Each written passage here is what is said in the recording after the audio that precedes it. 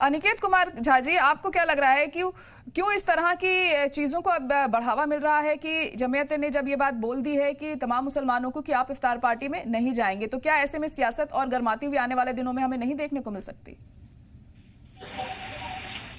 देखिए, ये सबसे पहले तो जनता दल यूनाइटेड का एक अपना दलगत फैसला है। वक्त का समर्थन करना या नहीं करना, इफ्तार पार्टी रखना नहीं रखना।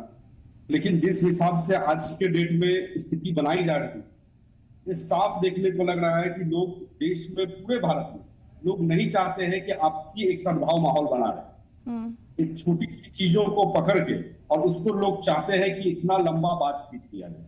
आप समझिए कि पूरे भारत में, और वो भी आदरणीय नीतीश कुमार जी के ऊपर में इस तरीके की अगर कोई बात करता है तो इससे ज्यादा शॉकिंग न्यूज कुछ नहीं हो सकता कि अगर आप बिहार के मुख्यमंत्री नीतीश कुमार के ऊपर में धर्म से कोई बात जोड़ते नजर आ रहे हैं, तो हमें लगता है कि इससे ज्यादा इस पे कुछ बोलने के लिए ही नहीं। ये भी कहा जा रहा है कि नीतीश कुमार इस वजह से वक्फ बिल के खिलाफ नहीं खड़े हैं क्योंकि एनडीए का वो हिस्सा है और वो मजबूरी है उनकी। नहीं, वक्फ बिल के खिलाफ में खड़े हैं ये तो तब पता चलेगा जब वो सीधे तौर पर कहेंगे कि वो वक्फ बिल के खिलाफ में खड़े हैं। और पूरा का पूरा वक्फ अमेंडमेंट बिल जो हमारी सरकार लेकर के आई है वही मुसलमानों के खिलाफ नहीं है, उसको तो संशोधित किया गया है। आप देखिएगा कि जिस हिसाब से उसमें कंप्लेन भी रजिस्टर हुआ है, कितने लंबे उसमें कंप्लेन रजिस्टर हुए हैं, वो सब भी देखने की जरूरत है। अगर सरकार को इसको अमेंडमेंट करना पड़ रहा है तो इसमें देखना पड़ेगा। 2023 तक में प्राप्त हुआ है तो 148 था, 566 उसमें कंप्लेन देखा गया, 144 कंप्लेन तो सिर्फ उसके मतलब अवैध कब्जा करने पर चल रहा है। तो इस प्रकार का अगर अमेंडमेंट किया जा रहा है तो हमें लगता है कि इसमें कोई किसी के विरुद्ध नहीं जा रहा है।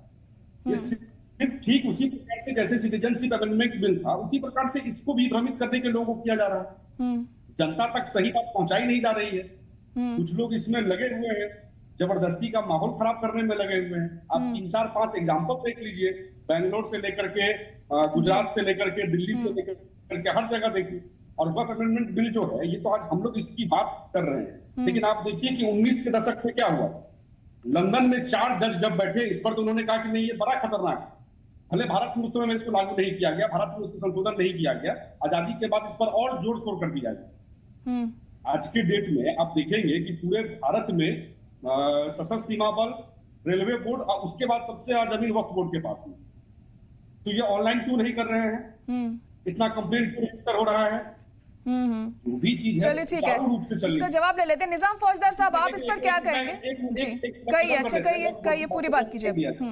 ठीक है, बोलिए। हमारे यहाँ पर सिर्फ और सिर्फ वक्फ बोर्ड ही ऐसा है जो किसी एक धर्म का प्रतिनिधित्व कर रहा है, बाकी और किसी भी धर्म का नहीं है। आप देखेंगे कि बाकी देशों को आप देखिए, दुनिया के बाकी देशों को देखिए, टर्की को देखिए, लीबिया को देखिए, लेबनान को देखिए, सीरिया को देखिए, वहां पर तो ऐसा कुछ नहीं है।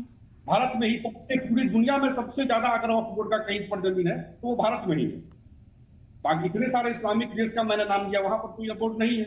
और यहाँ सिर्फ संशोधन करने की बात की गई है। यहाँ पर सिर्फ सरकार ने कहा है कि ये सुचारू रूप से चले। मुस्लिम लोग भी उसमें कंप्लेन कर रहे हैं, ऐसा नहीं है। 144 कंप्लेन तो मुस्लिम लोग किए हुए हैं, कोई अलग से हम लोगों का धर्म का लोग कंप्लेन नहीं किया है। तो उसको अगर सुचारू रूप से चलाने की बात सरकार के द्वारा कही जा रही है तो भाई इसमें विरोध का क्या है? अगर कोई इसका समर्थन कर रहा है तो वो विरोध कैसे कर रहा है? अगर कोई वक्फ बोर्ड अमेंडमेंट बिल का संशोधन का समर्थन कर रहा है तो हमें नहीं लगता है कि वो मुसलमान विरोधी होगी, हमें लगता है कि वक्फ बिल का विरोधी होगी। तो यह बात विपक्ष के लोगों का काम है, राजनीति को घुटिया सेकना।